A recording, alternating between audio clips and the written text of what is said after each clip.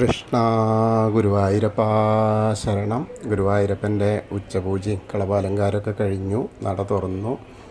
അപ്പോൾ നമുക്ക് ഗുരുവായൂരപ്പനെ കാണാൻ പോണ്ടേ. ഗുരുവായൂരപ്പൻ്റെ ചതുർബാഹുവായ വിഗ്രഹത്തിൽ ഏത് രൂപത്തിലാണ് ഭഗവാൻ കാത്തു നിൽക്കുന്നത് ഭക്തരെ അനുഗ്രഹിക്കാനായിട്ട് നോക്കാൻ പോവാം.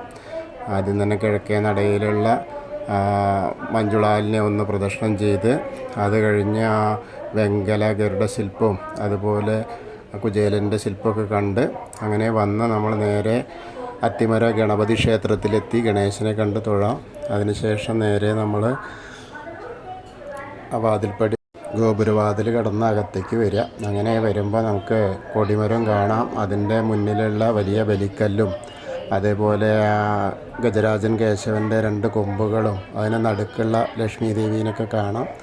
അത് കണ്ട് അങ്ങനെ വന്ന് നേരെ നമ്മൾ കാണുന്നത് വാതിൽപ്പടി കയറുമ്പോൾ ഇടതേ വശത്തെ മേൽപ്പത്തൂരിൻ്റെ ആ പീഠവും ആ കിടാവിളക്കൊക്കെ കാണാം.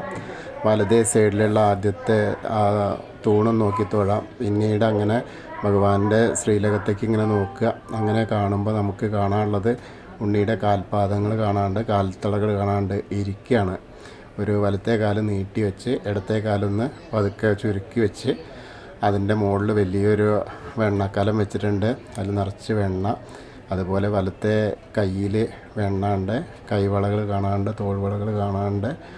അങ്ങനെ 2 കൈവളകളും തോൾവളകളും ഒക്കെ കാണാണ്ട്. അരമണിക്ക് ഇങ്ങനെയൊക്കെ ചാർത്തിയിട്ടുണ്ട്. പട്ടുകോണകം ഉടുത്തിട്ടാണ്. അപ്പോൾ നിറയെ വെണ്ണ കിട്ടിയ സന്തോഷത്തിലാണ് കേട്ടോ ഇന്നത്തെ ഉണ്ണിക്കണ്ണൻ. അങ്ങനെ മുകളിലേക്ക് നോക്കിയ ഒരു വളയം പോലത്തെ മാല, ഒരു പതക്കം പോലത്തെ മാല, ഒരു ഗോപീതിലകം, അതേപോലെ മുഖത്തുമുണ്ട്, തിരുനെറ്റിയിലുമുണ്ട് ഒരു ഗോപീതിലകം വെച്ചിട്ട്. അതേപോലെ പൊന്നിൻ്റെ കിരീടം വെച്ചിട്ടുണ്ട്. 3 തിരുമുടിമാലകളുണ്ട്. താമരയും തുളസിയായിട്ടുള്ളതും തെച്ചിയും തുളസിയായിട്ടുള്ളതും അതേപോലെ വെളുത്ത പൂവും തുളസിയായിട്ടുള്ളതും. അതേപോലെ 2 ഉണ്ടമാല, അതും എങ്ങനെ വെച്ചാൽ വെളുത്ത പൂവ്, തുളസി, താമര അങ്ങനെ. അപ്പോൾ അങ്ങനെ നല്ല രസമായിട്ടുള്ള കാഴ്ച. അപ്പോൾ എല്ലാവരും അപ്പോൾ ഭഗവാന്റെ ശ്രീലകത്തേക്ക് നോക്കിയിട്ട് തൊഴുകയാണെന്ന് അങ്ങനെ വിചാരിച്ചോളൂ. ആ സോപാനപ്പടിയിൽ നിന്ന് അങ്ങനെ തൊഴുത് ഇറങ്ങുക. എല്ലാ കാര്യങ്ങളും പറഞ്ഞ് ഇറങ്ങിക്കഴിഞ്ഞാൽ അഗ്നികോണിലുള്ള ബലിക്കല്ലും അതേപോലെ തിടപ്പള്ളിയും ഒക്കെ കണ്ട് അലിലക്കണ്ണനെയൊക്കെ കണ്ട് സപ്തമാതാക്കളെ കണ്ട് തൊഴാം. പിന്നീട് അങ്ങനെ വന്ന് ഗണേശനെ കണ്ട് തൊഴാം. ഏകദന്തം മഹാകായം തപ്തകാഞ്ചന സന്നിഭം ലംബോദരം വിശാലാക്ഷം വന്ദേഹം ഗണനായകം. അത് കഴിഞ്ഞ് സരസ്വതി അറിയിക്ക് നോക്കുക. സരസ്വതി ദേവീനെ കാണുക. സരസ്വതി നമസ്തുഭ്യം വരദേ കാമരൂപിണി വിദ്യാരംഭം കരിഷ്യാമി സിദ്ധിർഭവതു മേ സദാ. അങ്ങനെ കണ്ട് തൊഴുത്ത് അവിടുന്ന് വരുമ്പോൾ ചെറിയ ഗണേശനെയും പിന്നെ മത്സ്യം, കൂർമ്മ, വരാഹം, നരസിംഹം വരെയുള്ള രൂപങ്ങളൊക്കെ കാണാം. അങ്ങനെ മേൽശാന്തി അവിടുന്ന് അർച്ചന പ്രസാദമൊക്കെ വാങ്ങി അങ്ങനെ വാമനരൂപവും ഗജേന്ദ്രമോക്ഷമൊക്കെ കണ്ട് തൊഴുത് അതേപോലെ ഗരുഡാരൂഢനായിരിക്കുന്ന മഹാവിഷ്ണുവിനെയും ആനന്ദശായിയായ ആനന്ദപത്മനാഭയൊക്കെ കണ്ട് തൊഴുത് ശ്രീകോവിലിൻ്റെ പുറകുവശത്ത് വന്ന് സാഷ്ടാംഗം നമസ്കരിക്കുക. നമസ്കാരമൊക്കെ കഴിഞ്ഞ് ഉഗ്രരൂപിയായ നരസിംഹത്തെ കാണാം. കണ്ട് തൊഴുത് അവിടുന്ന് അങ്ങനെ വരുമ്പോൾ ബാക്കിയുള്ള ദശാവതാര വിഗ്രഹങ്ങൾ ശ്രീരാമചന്ദ്രനും ബലരാമനും ഭാർഗവരാമനും അതുപോലെ ശ്രീകൃഷ്ണനെയൊക്കെ കണ്ട് തൊഴാം. പിന്നീട് മുരുകനെയൊക്കെ കണ്ട് തൊഴാം. പിന്നെ ഹനുമാൻ സ്വാമിയുടെ അടുത്ത് വന്ന് പ്രാർത്ഥിക്കാം. തോമസ്മിൻ കാര്യനിര്യാഗേ പ്രമാണം ഹരിസത്തമ ഹനുമാൻ യജ്ഞമാസ്തായ ദുഃഖക്ഷയകരോഭവ മനോജവം മാരുതതുല്യവേഗം ജിതേന്ദ്രിയം ബുദ്ധിമതാം വരിഷ്ഠം വാദാത്മജം വാനരയൂതമുഖ്യം ശ്രീരാമദൂതം ശിരസാ നമാമി. ബുദ്ധിർബലം യശോധൈര്യം നിർഭയത്വം അരോഗത അജാഡ്യം വാഗ്ഭടത്വം ഹനുമസ്മരണാത് ഭവേത്. ഓം നമോ ഭഗവതേ ആഞ്ജനേയായ മഹാബലായ സ്വാഹ. ഹനുമാൻ സ്വാമിയെ കണ്ടു തൊഴുത് പിന്നെ രാധാകൃഷ്ണ വിഗ്രഹവും കാളിയമർദ്ദൻ രൂപവും വെണ്ണക്കണ്ണനെയൊക്കെ കണ്ടു തൊഴാം. അങ്ങനെ വന്ന് നമ്മൾ ഓവിൻ്റെ അവിടെ വന്ന് പ്രാർത്ഥിക്കാം. പിന്നീട് താമരക്കണ്ണനെയും അതേപോലെ നൃത്താറയിലും അതേപോലെ മണിക്കിണറൊക്കെ കണ്ടു തൊഴാം. കൊടിമരം കണ്ടു തൊഴാം. അതിനുശേഷം നമ്മൾ നേരെ കുറൂരമ്മേനെയും നാരദരെയും വസുദേവരെയൊക്കെ കണ്ടു തൊഴുത് നമ്മൾ നേരെ വടക്കേ നടയിൽ കൂടെ പുറത്ത് വന്ന് പ്രസാദ കൗണ്ടറിൻ്റെ അവിടുന്ന് ചന്ദനവും തീർത്ഥമൊക്കെ വാങ്ങാം.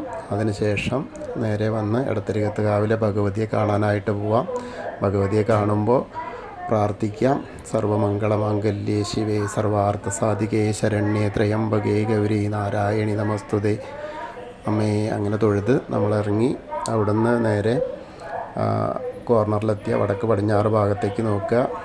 മമ്മിയൂരപ്പനെ മനസ്സിൽ വിചാരിച്ച് നമഃശിവായ നമഃശിവായ നമഃശിവായ എന്നുള്ള പഞ്ചാക്ഷരി മന്ത്രം ജപിക്കും ചെയ്യുക. അപ്പം മമ്മിയൂരപ്പൻ്റെ അനുഗ്രഹം നമുക്ക് കിട്ടും. അങ്ങനെ നമ്മൾ അവിടുന്ന് തൊഴുത് നേരെ ആ കൊടിമരത്തിൻ്റെ അവിടെ വന്ന് പ്രാർത്ഥിക്കാം. ആ വെണ്ണക്കണ്ണനെ കണ്ട് തൊഴാം. പിന്നീട് കൂത്തമ്പലത്തിലും അതുപോലെ അയ്യപ്പസ്വാമിയുടെ അടുത്ത് വന്നിട്ടും അയ്യപ്പസ്വാമിയെ പ്രാർത്ഥിക്കാം. ഭൂതനാഥ സദാനന്ദ സർവഭൂതദയാപര രക്ഷ രക്ഷ മഹാബാഹോ ശാസ്തേസ്തുഭ്യം നമോ നമ. അങ്ങനെ അവിടെ പ്രദക്ഷിണം ചെയ്ത് അവിടുന്ന് വന്ന് പടിഞ്ഞാറ് നടയിലുള്ള ദീപസ്തംഭത്തിൻ്റെ മുകളിലുള്ള വേണുഗോപാലിനെയും കൊടിമരത്തിൻ്റെ മുകളിലുള്ള ഗരുഡധ്വജനെയും കണ്ടു തൊഴാം. പിന്നീട് പടിഞ്ഞാറ് നടയിൽ കൂടെ പുറത്ത് വന്ന് രുദ്രതീർത്ഥക്കുളത്തെ പ്രദക്ഷിണം ചെയ്യുക. പ്രദക്ഷിണം ചെയ്യുമ്പോൾ നടുക്കുള്ള കാളിയമർദ്ദന രൂപിയെ കാണാം. അതിനുശേഷം നമ്മൾ പൂന്താനം തിരുമേനി പൂജിച്ചിരുന്ന വിഗ്രഹമുള്ള നാരായണാലയത്തിൽ വന്നിട്ട് അത് കണ്ട് തൊഴാം. ചെറിയ ഉണ്ണിക്കണ്ണനെ കണ്ട് തൊഴുത് ഭഗവതി നടയിലും അതേപോലെ വലിയ ദീപസ്തംഭത്തിൻ്റെ അവിടെ കിഴക്കേ നടയിലും വന്ന് ഭഗവാനെ കണ്ട് തൊഴാം. പിന്നീട് തെക്കേ നടയിലുള്ള